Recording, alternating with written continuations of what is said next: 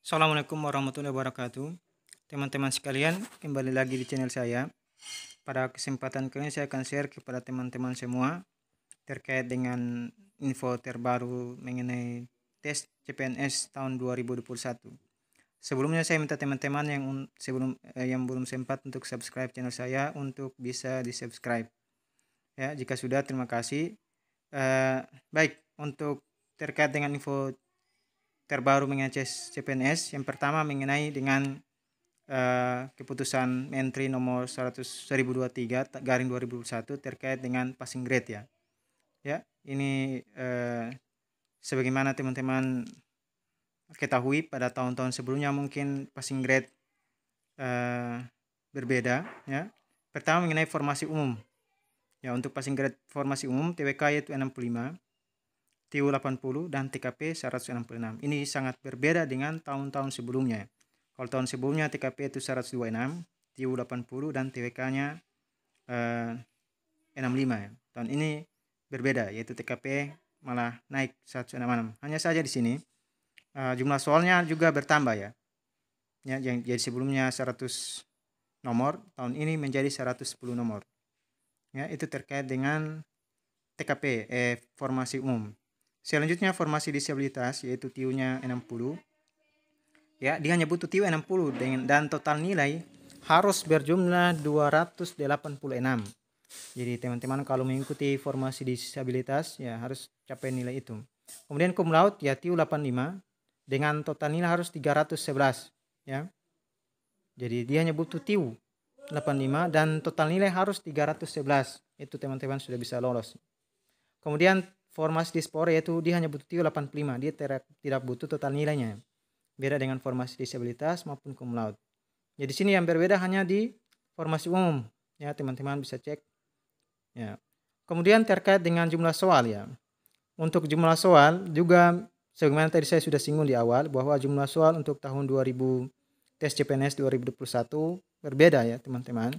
Jadi untuk jumlah soal yaitu TWK terdiri dari 30 butir soal. Ini masih sama dengan tahun-tahun sebelumnya bahwa TWK itu 30 butir soal.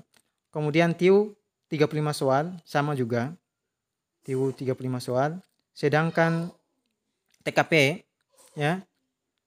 Untuk TKP di sini yang berbeda ya, teman-teman. Ya, TKP di sini jumlah soalnya 45 butir soal. Sebelumnya hanya 35 nomor. 35 butir soal.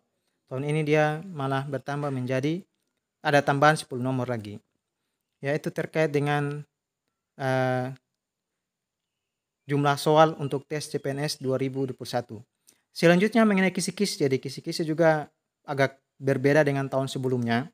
Ini yang terbaru teman-teman sekalian. Jadi teman-teman harus ikut sesuai dengan kisi-kisi yang ada yang terbaru. Yang pertama TIU ada kemampuan verbal. Di dalam kemampuan verbal itu ada analogi, kemudian silogisme, dan analitis. Jadi itu untuk kemampuan verbal ya.